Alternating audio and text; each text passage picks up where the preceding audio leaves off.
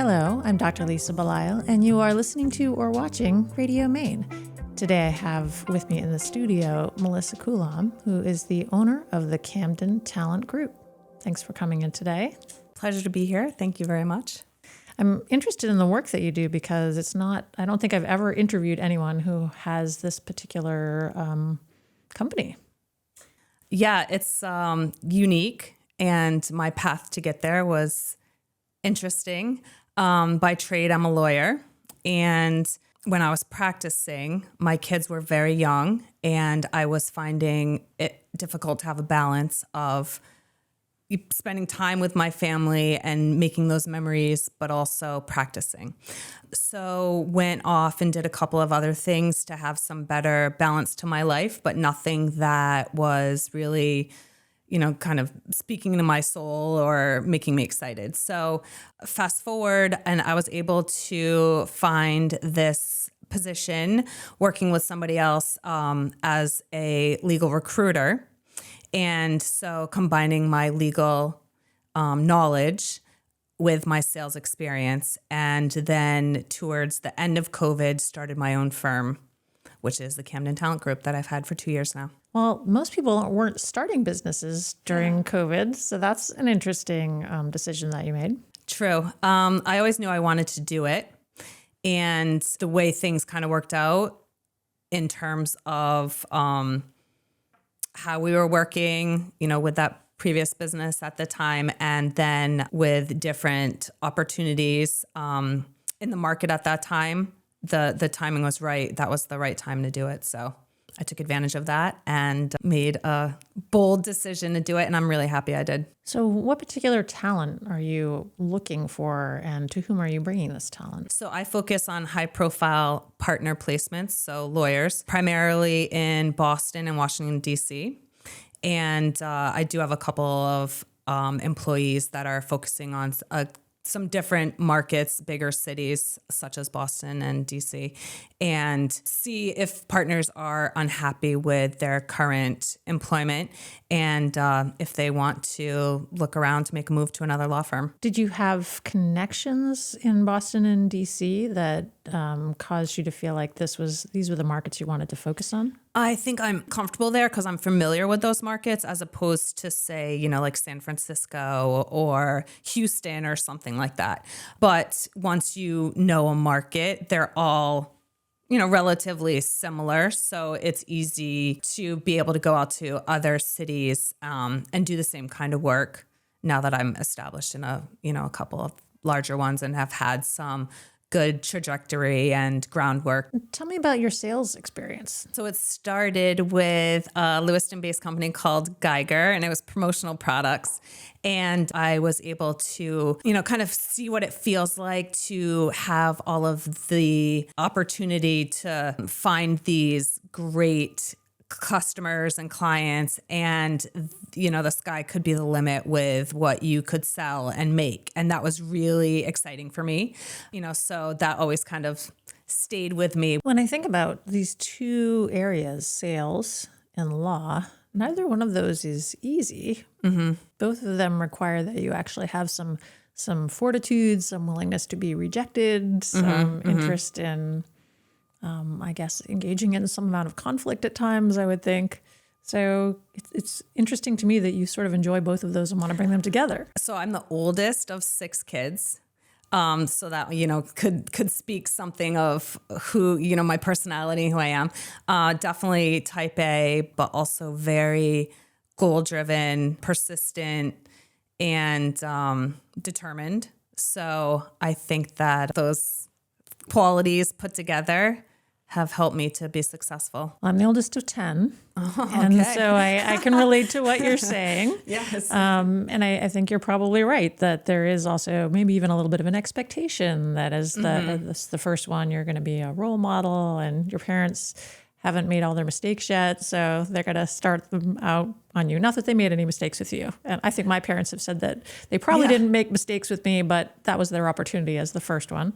Right. So, and you're just going to make it because you are the first one, right? Like you're the one that everyone's looking to. So yes, that's absolutely right. Where did you grow up in Maine? I grew up in Lewiston. And that is that's kind of an up and coming community. That's a lot of changes over the last I think few it's decades. taken a couple of turns. I think it has has got a bad rap over previous years, but I do feel like it could be changing and coming back around. But when I grew up there, I thought it was a great community and I loved it. I haven't been there in a very long time. My mom still lives actually in the house we grew up in, but I haven't been a part of the community for a long time. So I can't, speak to really what it's like now. I'm just assuming that even when you were growing up there, it was a community that was beginning to go through transitions. Way back in the day, it was sort of a mill town, and we had sort of the Irish Catholics and the French Catholics, and they were sort of the sides of town. And then different other groups have kind of come in, but it also was known for sports. It was known for, hardworking families. I mean, what was your experience? Yeah, absolutely. I saw, the mills were being transformed to host restaurants and other, facilities and retail. So that did change. My family had a business that I think helped to even put Lewiston on the map because it was a large international distillery. And so being able to, so they employed a lot of people, and being able to interact with, numerous various people of the community was a cool experience. And do you think that even back as far as your family is concerned, maybe that also influenced your willingness to start your own business, to be an entrepreneur, to work for yourself? Yeah, absolutely. I mean, the family was very supportive of making sure that their business was successful and each other as it was growing. So I was able to see how rewarding that was. And also that, the way they started this and to the extent that they built it was pretty amazing. So knowing that was, a possibility. And so that was always intriguing. So I think so for sure. And I do think there is something about that in Maine. I mean, there is that opportunity because there's a few major employers, around the state. But then other than that, we have a lot of very motivated and creative individuals who are trying to find a path for themselves that makes sense for themselves and their families. Yeah, definitely. Do you think, I'm interested in the legal profession. So I have my only background in the legal profession is multiple family members in this field. So I claim no personal knowledge of this whatsoever. However, in watching this over the years, it seems like there's been a transition in kind of employment opportunities coming out and the way that law is even practiced now with remote work. What types of trends have you seen? So personally, part of the reason I left the law was in Maine, I was experiencing that the firms were still run to kind of old school in that, the partners were looking to the younger associates and saying, I had to do my time, you're going to have to do your time. So when I had asked for instance, and this was, like over 20 years ago, a flexible work arrangement, that was just not even something that they would discuss. So fast forward now, and I think the firms have had to pivot as a result of COVID because so many people proved how successful they were working independently and remotely. However, I think that's also challenging because the younger associates need these mentors in place that they can just pop into their office and ask for guidance. So it's been a tricky balance, but they are more flexible and because I think to capture talent, be it a long-term partner or somebody that's just graduating, they have to be able to be more accommodating and flexible because that's what people are expecting. And when you're working with firms that are trying to bring in partners, what are the types of attributes they're looking for, the skill sets that they're looking for the partners? Definitely entrepreneurial people. And, most of the firms say that culture is the most important piece for them. So they look for people that are collegial and collaborative, do cross-selling, but can also really promote the firm, active members of their communities and the bar associations, people that really will be able to enjoy the work environment, promote it, be there long-term. And then on the other side of things, when you're reaching out to potential partners, what types of things are causing people to reevaluate their current work situation and what they would like to have next? Well, that's funny because these partners, for the most part, are saying, the culture of their firm has changed and they are looking for a better culture and a better fit, more collegiality a lot of times. Or unfortunately, one of the bigger reasons is the lack of support. So I think, to speak to what we were just speaking about with the flexibility of the firms, younger people coming in I don't think, want to bill 2,300 hours a year. So firms are having a lot of trouble finding the depth to support the partners, and then partners will try to go to another firm to see if there's a better opportunity with that. It's interesting as you're talking about this that I see a lot of parallels between this and medicine. I mean, it's another group of highly educated, highly motivated individuals, particularly physicians, if we're talking about the kind of in the realm of clinicians. And because I do a lot of hiring for our workplace, I hear the same sorts of things, and when we're looking for the same sorts of things. And we are also in our organization working with a national search firm, which has been kind of interesting because they come in and they say, what would you like? And I think the board gives them their set of requirements, senior leadership team, everybody else. They go out, they interview all these candidates, they narrow them down, they bring them back. And we're in the process of kind of interviewing these candidates for this very high level position.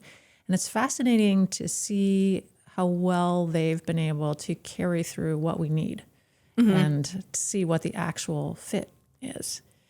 How do you work on creating that fit, making sure that you're understanding what kind of both sides are looking for so that they match? I would never bring a firm somebody who, say, they're billing like $500 an hour, but the firm is looking for somebody to be billing $1,000 an hour, because there's just no way that they can increase rates to match that. So I think it's really important for me, just like your search firm, people to know my client firms so that I can speak to the potential partner candidates intelligently about the firms that make sense for them, and then go to my firms with, credible candidates that are aligned.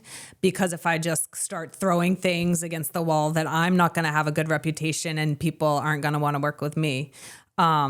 So I think, being able to really understand what the firm wants in terms of the profile of the person, for instance, but also just across the board, what it looks like to be at that firm in terms of, hours and bill rates and things like that. Have there been any circumstances where you've seen things either work out particularly well with somebody that you brought in, or maybe really didn't work out at all? And have you learned lessons from either one of those situations? Well, thankfully, every partner I've placed is still in place. So I think that's worked well. But the beginning of the year has been pretty tough for me in that I've had a number of partners with offers that they didn't take it, and they went to another firm that I wasn't working with. So that's been tricky. And so reflecting on that, I just, think, did I ask enough questions to get them to be transparent about really where they were in the process with regard to this other firm? And did I, kind of push the firm hard enough to be efficient with their process to keep the partner engaged and happy? With those kinds of circumstances, have certainly looked back to see how I could have done it a little different to change the outcome. And I probably couldn't have, but that's the nature of the beast. Well, in the time that I've been hiring physicians to work for our organization, I mean, we've seen the pace just dramatically increase. So, our expected turnaround is very, very fast. So if we get a name of somebody, we immediately reach out to that person. We immediately schedule interviews. We immediately work with our recruiting team, and it really just has to be fast. There can't be any delay. That's one thing that I think has shifted somewhat from when I started. And then the other thing that I've seen is people are using the opportunity to kind of entertain multiple offers. So it may not be that they actually want to come work with you. They might actually be just seeing what they can get so that they can use it as a bargaining tool somewhere else. I've seen that just with regard to, the partners going back to their firm where they currently are and saying they have this offer, but it's really a tedious process that they go through. It takes months, and they fill out extensive financial information and meet with numerous people, fly here, fly there. So just to do that for an offer, I don't think, that's typically not the end game. Well, that's good to hear. And the people that we've worked with that are kind of doing this, it actually is something that we will put something out there, and then we won't hear from them for a very long time. They won't say no, but they'll kind of have it kind of lingering out there. So maybe it's just a human nature thing. Well, I definitely have a couple of those currently, and waiting for other firms to. But it makes sense. I mean, they want to see the process through to the end and make sure they've done all their due diligence. And I encourage them to do that, because in the end, I want them to know that I'm on their team and want what's best for them. So when you're looking at multiple factors, it seems to me that we've moved towards a lot of, and what you've described is a lot of quantitative things. You can look at billable hours, you can work at billing rate, you can look at things that you can actually put numbers around. What are the types of qualitative things that you're trying to assess that maybe could be a little challenging? One is, for instance, how responsive this person is, the candidate, in terms of turning around availability or the documents that they need to complete. Because when the firm interprets that as kind of like their rate of response as a level of interest. So, that's a big one. And then just kind of the feedback of the engagement, the actual, be it Zoom or physically in person, how engaged they are, just to show it kind of as a personality piece, how they're going to be as a fit for the whole firm. Have you ever run across situations where people in person are far more or less comfortable than they are in the virtual space? Unfortunately, I have not met a lot of my candidates in person, so I can't determine that necessarily, because the feedback I get from the firms may not be the same as a different firm. So I'm not certain about that. I'm sure it happens. Well, I mean, and even that is very interesting, because that suggests that it really almost doesn't matter when you first start out how you interact in person. You have to be really good just to make it through that first point. You have to be really good in the virtual space. Right. So that's something that I wonder how many people maybe before 5 years ago had the skill set to do. Right.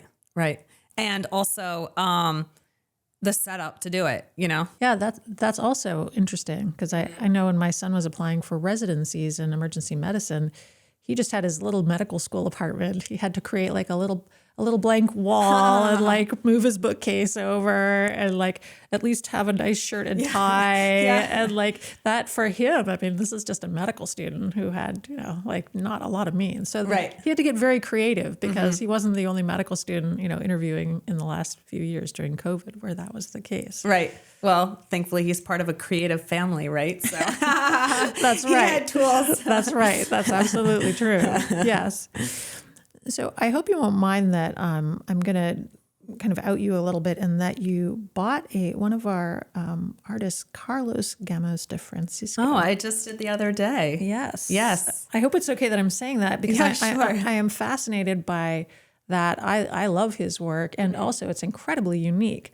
So I'm wondering what it was about him and this piece that attracted you. I love how simple it was, yet very unique in that there was a woman standing there, just looked super confident, just kind of like, here I am.